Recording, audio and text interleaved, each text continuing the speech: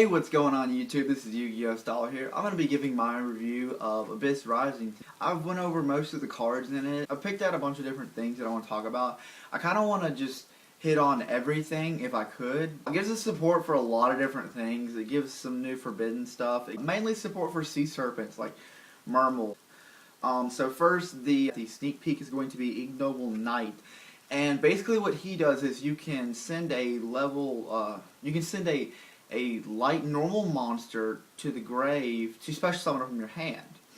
And then when he hits the field, you can add a Noble Arms card. Now, we only have one Noble Arms card so far, and they're releasing one other one. I'm going to talk about that a little bit later. There's a common coming out called Bullblader that I want to hit on. It's a cool card. It's basically a Catastor. But it's worded a little bit differently. It says when an attack is declared involving this card and an opponent's monster, you can make neither player take battle damage from this battle, and after damage calculation, destroy the monster this card battled. So basically, when you attack into a monster that's got higher defense than you, or higher attack, you can make it to where you don't take the damage and you destroy the monster. This is especially critical for when you're attacking a defense monster, but when you need to get over big monsters like Sheehan or Stardust or something like that, although Stardust can negate it, cards that you normally wouldn't be able to get over, this guy can get over, and you won't have to take that battle damage like if you attacked it with DD Warrior Lady. Next card I want to hit on is Mogul Mole. It's another just random common in the set. It's just really cute if you ask me. It's the card that I'm probably going to be collecting. It says, when this card is on the field, is destroyed and sent to the graveyard, you can special summon this card in face-up defense position. Each player can only use the effect of Mogul Mole once per duel. So it basically will stay on the field if you need it. It's a level 2 beast monster. It's not really that great. It could be used for synchro decks, but I don't really think so. I just think it's really adorable. Let's see here. Heraldic cards, there's a lot of random stuff coming to it. I'm not really that interested in it, so I'm just going to kind of skip over it, because what I really want to talk about is Mermals. Mermals are amazing. They've got an Emmer's Blade, basically, that's whenever it's destroyed, you can special summon another one. They've got one that when it's discarded, you can special any Mermal from the grave. They've got one that you can special from the hand when it's sent to the grave. You can special one from the hand whenever it's sent to the grave. People. That means when you undyne, you can special summon a big water monster from your hand. They've got one when you normal, you can discard to add one level 3 from your graveyard to hand. They've got one when you normal or special summon, you can discard one to add one from your deck to your hand, level 3 or lower, and it's all works with the water archetype. It's not specific to just fish or sea serpents, so it's going to cover a lot of different things. It's going to work with Atlanteans really well, and I'm really curious to see how some people piece that together. Let's see here, and there's an interesting one that says, it basically says every water monster on your side of the field gains 300 attack. That means it stacks. And it makes it to where your opponent can't attack any other water monsters. So it's going to be really interesting. I don't think that card's going to do very much, but that's an interesting card. And then you've got the big beater, of course, Abyss Megalo. You can discard two water monsters, special summon from your hand, and when it's special summon like that, you can add one Abyss spell trap to your card from your deck to your hand. And you contribute one water monster to make it attack twice. Now, that's a 2400 beater, so that's kind of cool. And you get to add Abyss cards. Now, some of those Abyss cards are cards like Abyss Squall, which it says target 3 Mermal monsters in your graveyard, special summon them in defense position. Their effects are negated and they can't declare an attack. Destroy them during the end phase.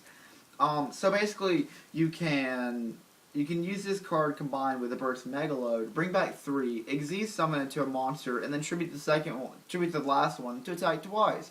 It's a pretty great combo, guys. And then you've got Abyss Sphere. It says special summon 1 Mermal monster from your deck. Its effects are negated. You can activate any spell cards.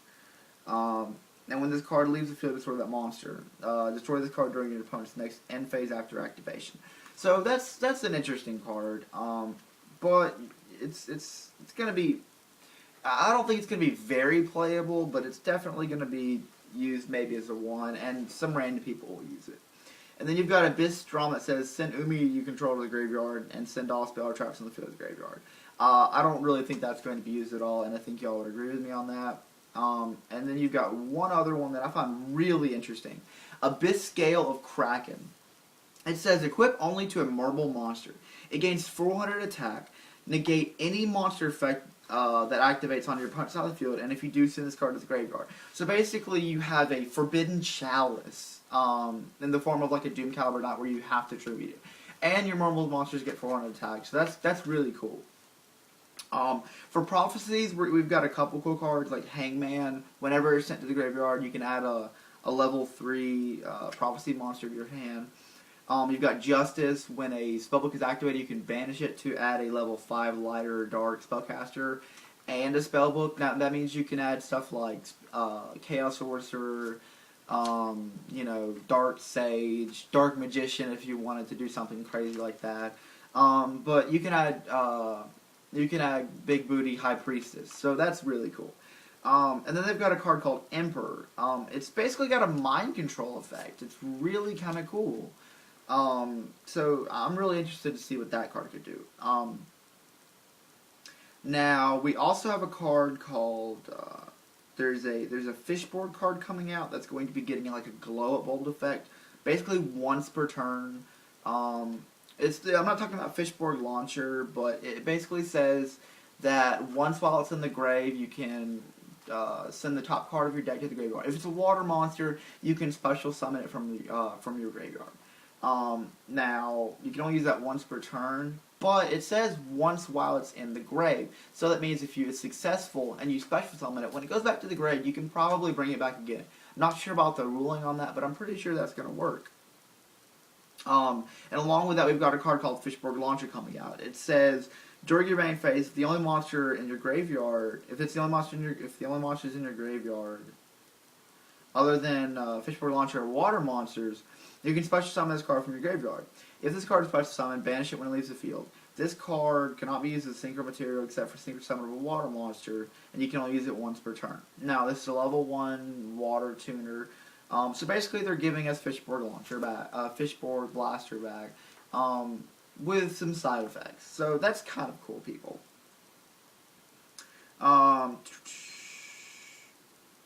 Let's see here. We've got a card called Mechanical Sea Dragon. It says when you have a Sea Serpent already on the field, you can normal summon it with that tribute. And you can tribute one water monster to destroy one face-up card on the field that your opponent controls. That's really cool because it basically gives another really big monster for Mermals and Atlanteans, and it gives you kind of a way to get rid of some nasty cards that your opponent might do against you. Now let's talk about Muglacian. That's the card everybody really wants to set. It's going to be a secret rare, so it's going to be a money card. It's basically the brother of Grand Soil. It's the Elemental Lord for Waters. And basically, if you have 5 water monsters in your graveyard, and you can special summon it, when it hits the field, your opponent has to discard 2 cards from your hand. That's really crazy, people. Discarding 2 cards from your hand is a game changer.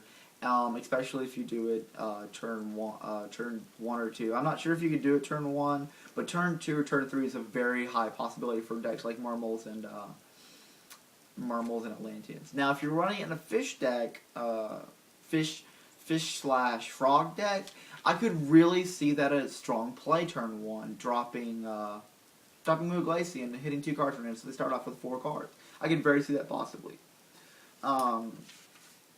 Let's see here. A couple other cards I want to hit on are Gaga Gunman. He's 2 level 4s. You can just detach material. If it attacks this turn during damage step, it gains 1,000 and the opponent loses 500. And that's forever. So it hits the field. It starts off with 1,500, can hit 2,500, up to 3,500 attack. That's pretty crazy. Or you can inflict. If it's in defense position, it can inflict 800 life points to your opponent.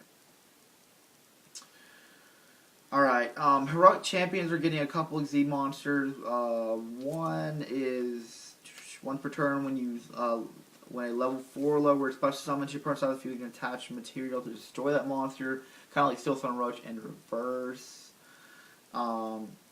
You've got one that's 3 level 4 warriors, and it says once per turn when a trap card is activated, you can attach 1 Exema material, negate the activation if you do destroy it, and then this card gains 500 attack. It's kind of like Barkion, so that's going to be cool for warriors. I could really see that in heroes being played. Empress of Prophecy is 2 level 5 spellcasters, 2000 attack. This card gains 300 attack for each Exi material attached to to monsters you control. Once per turn, you can attach 1 material, shuffle your deck, reveal the top 5 cards of your deck, and destroy monsters on the field equal to the number, up to the number of spell cards revealed. Then return to the top of your deck in any order. So that's a really crazy effect, people. You're revealing the top 5 cards of your deck. You get to put them back in any order you want, so you're drawing into what you want when you need it. And you get to destroy cards up to the number that you reveal. That means if you reveal 3 and they only have 2, you can destroy 2. You don't have to destroy the third one. So that's a really great effect. It's got some open-ended plays there. A lot of people are talking about Queen Madolche Tiramisu. She's 2 level 4 Madolches. Once per turn, you can attach 1 material to target 2 Madolches in your graveyard, up to 2.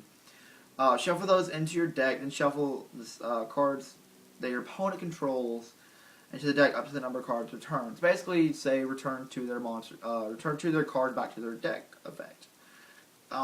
We've got a really trolly card called Awaken Brave Warrior Gaga Gigago. And it's basically a 3 level, it's an Exi for level 4s. You need 3 to make it, and it's basically a 2950 attack. That's all it is, people. There's a card called Gravity Blaster. This is another really cool common that I saw. It says equip only to a machine type monster. Once per turn, you can have the equipped monster gain 400 attack. Period. That's it. Once per turn, 400 attack. This stacks, people. That's insane. Then it says the equipped monster battles. The opponent monster's effects on the field are negated during the battle phase. That means, oh my gosh, equip it to a monster you have.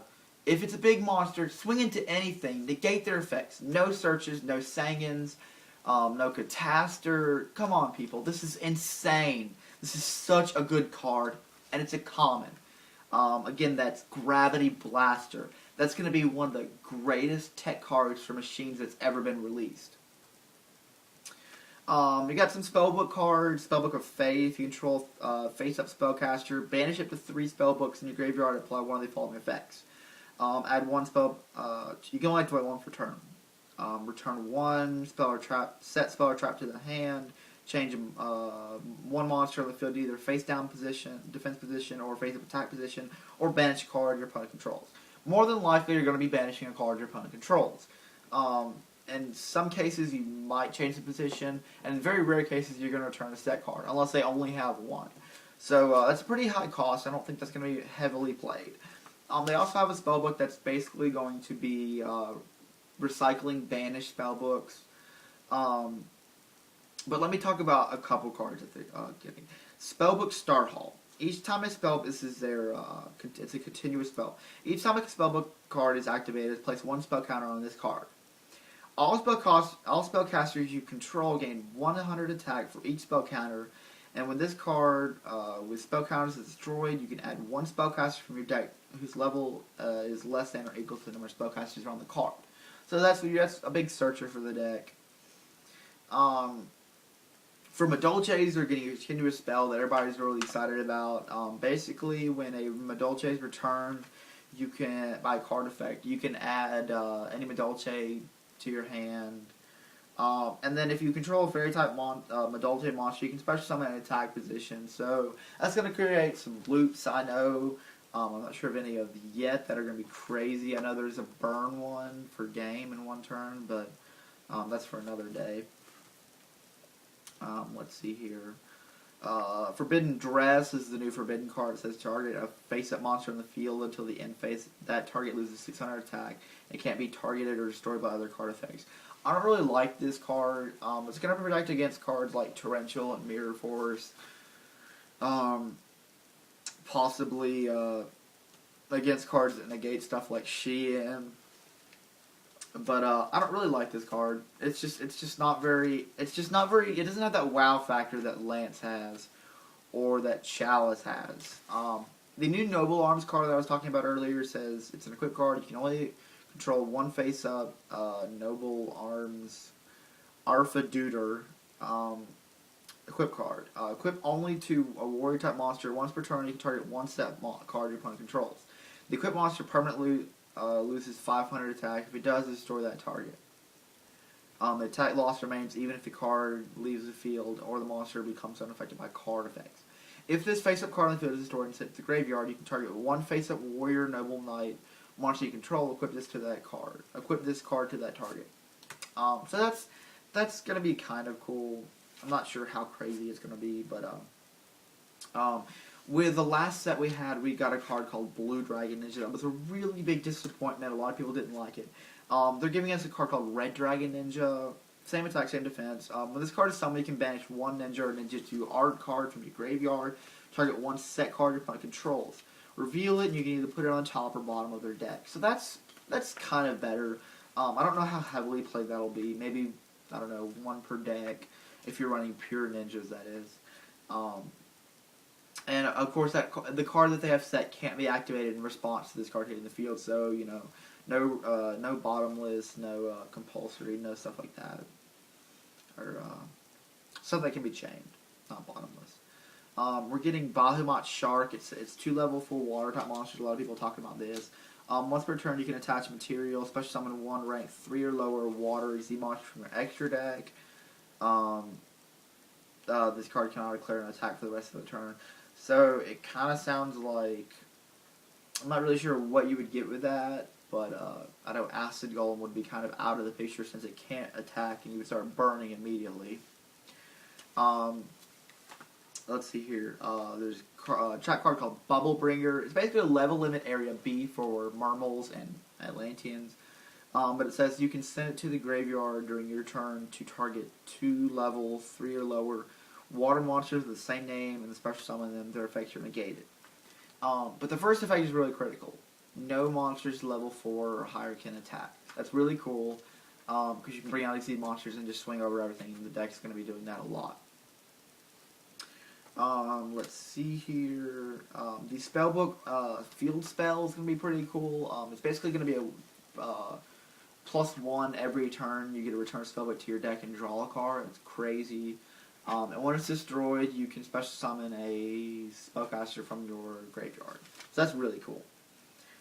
There's a card called One-Eyed Skill Gainer. It's an XZ card that's basically going to steal the name and effect of an XZ monster.